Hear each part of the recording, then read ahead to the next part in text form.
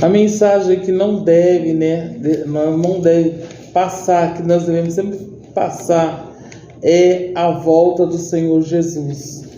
Nós vemos aí, tudo está nos mostrando que em breve Jesus voltará, e que nós possamos estar preparados para encontrar com o nosso Deus.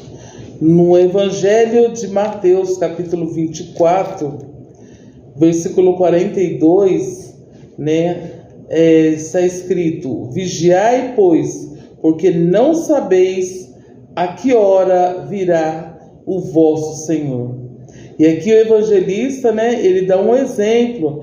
Se o pai de família soubesse que de vigília da noite haveria de vir o ladrão, não deixaria minar a sua casa, não deixaria roubar a sua casa. Por isso, estáis apercebidos também, porque o Filho do Homem há de vir a hora em que não penseis. Só que nós, a cada dia, diante das nossas imperfeições, diante dos nossos defeitos, as nossas fraquezas, porque até o rei Davi, que era um homem segundo o coração de Deus, imagine só, um homem segundo o coração de Deus, ele tinha suas fraquezas, e nas suas fraquezas ele pecou e muito, e a Bíblia nos mostra o quanto ele pecou, o quanto ele se arrependeu, e ainda, eu creio que ele conseguiu diante de Deus a salvação. Então, mesmo ele sendo um homem segundo o coração de Deus, ele tinha suas falhas, suas fraquezas.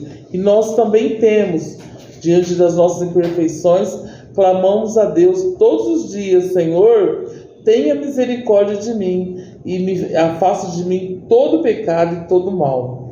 Aqui no 1 Coríntios, no capítulo 5, no versículo 9, ele diz: não sabeis que o injusto não herdarão o reino de Deus? E já no versículo 11 diz assim: e alguns têm sido, mas haveis sido lavados, mas haveis sido santificados, mas haveis sido justificados. Olha só, embora tenha todas essas coisas erradas, que nem diz aqui no versículo 10: não erreis, nem os devassos, nem os idólatras, nem os adúlteros, nem os afeminados, nem os sodomitas, nem os ladrões, nem os avarentos, nem os bêbados, nem os maldizentes, nem os roubadores herdarão o reino de Deus. E é que alguns têm sido, mas haveis sido lavados. Olha só, ainda que você esteja nessa condição, ainda há esperança para a vida, para a mudança. É como Nicodemos perguntou, para o Senhor: como nós vamos nascer de novo, aceitando Jesus como Senhor e Salvador? Sua vida pode ser transformada, pode ser mudada. Embora o seu passado seja um passado difícil, um passado cheio de pecados, cheio de erros, mas ainda há esperança. Enquanto há vida, há esperança de arrependimento. Depende de você querer, do seu coração. E aqui diz: e depois de alguns dias têm sido lavados, haveis sido santificados, mas haveis sido justificados em nome do Senhor Jesus pelo Espírito Santo. Então, nós somos lavados pelo sangue de Jesus, justificado porque ele morreu lá na cruz para perdoar os nossos pecados.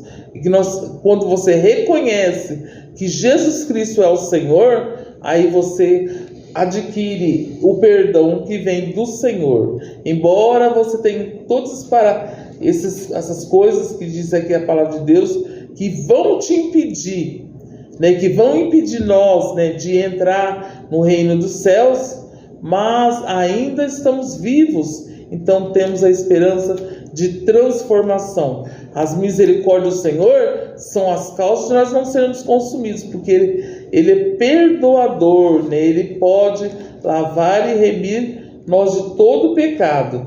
e sendo assim, você pode ser transformado. Como diz no livro de Romanos, se confessares com a tua boca, está escrito lá, livro de Romanos capítulo 10, se confessares com a tua boca e creres no teu coração, serás salvo, visto que com o coração se crê para a justiça e com a boca se faz confissão para a salvação.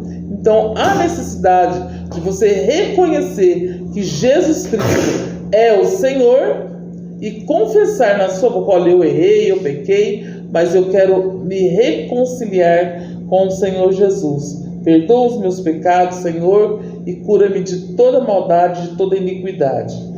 E aí, diz aqui no versículo 12, um versículo muito importante para as nossas vidas, porque nós somos livres, nós temos liberdade de escolhas, liberdade de como viver na vida, nós temos liberdade de seguir para cá ou para lá, né? Nós temos essa liberdade, mas como está escrito aqui, ó, todas as coisas me são lícitas, ou seja, tudo eu posso fazer, mas nem todas as coisas me convêm. Olha como que é importante esse versículo.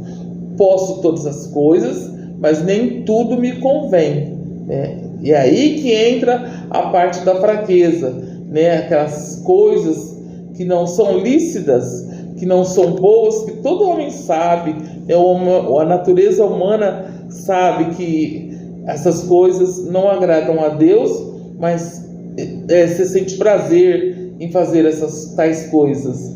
Então todas as coisas me são lícitas, mas nem todas me convêm. Todas as coisas me são lícitas, mas eu não me deixarei dominar por nenhuma. Não pode deixar-se dominar por nenhuma, né? Aqui nós vemos lá desde o começo da geração humana, da humanidade, né?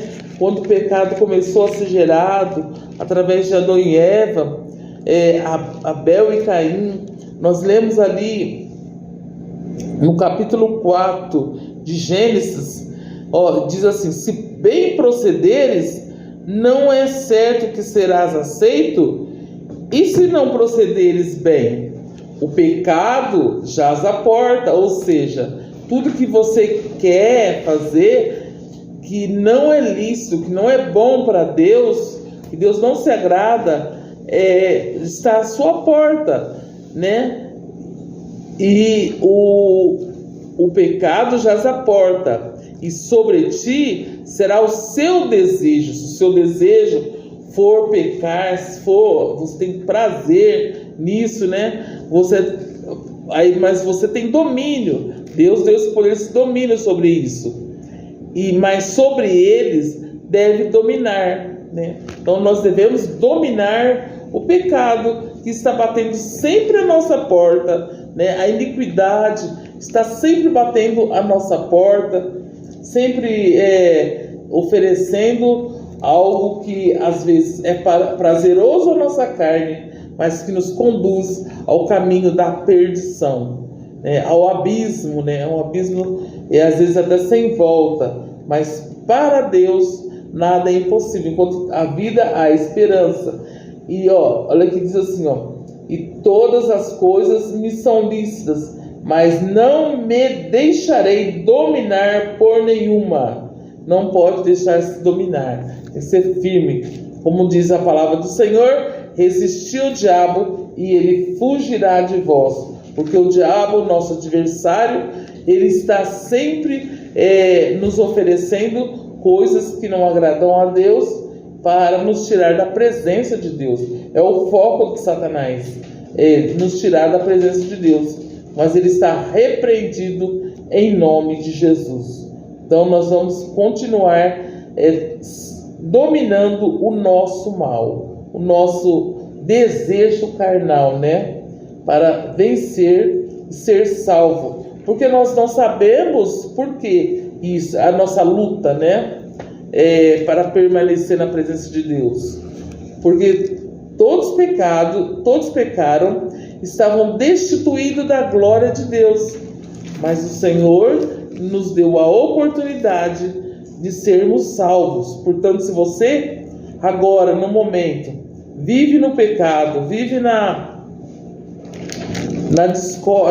desobediência de Deus, né? Abra o seu coração, deixe Jesus entrar, fazer morada, e Ele vai limpando, vai lavando tudo, o seu coração, e você vai mudando, e se erguendo na presença de Deus. Porque na presença de Deus há vitória, há poder, há cura, há libertação. Mas nós temos que querer. Por isso que o Senhor está dizendo: eis que estou à porta e bato. Se ouvires a minha voz, entrarei e serei contigo e tu comigo. É a porta do seu coração. Abre a porta e deixa Jesus entrar. Se um dia Jesus entrou, fez morada, fez limpeza, mas você por um motivo ou outro, né, saiu da presença de Deus, ainda há tempo. Enquanto há vida, há esperança. Não há nada que o Senhor não possa fazer. Ele pode, Ele está sempre de braços abertos, né, esperando uma reação da parte do homem para transformação de vida, para ser transformado por Jesus. Amém? Louvado seja o nome do Senhor, e que o Senhor nos abençoe. Aqui no capítulo 24 de Mateus, ele diz a palavra de Deus que o Senhor virá. Vigiai, então ele fala, vigiai e orai, né? Então nós temos que vigiar para não cair em tentação, para não cair em pecado, porque no céu não entra de qualquer jeito. Só vai entrar no céu os lavados e remidos do sangue de Jesus.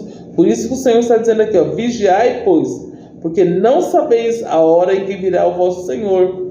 Ou ele virá somente para aquela pessoa, ou ele virá para toda a nação buscar um povo lavado e remido no seu sangue. Sejamos preparados para encontrar o Senhor. Amém?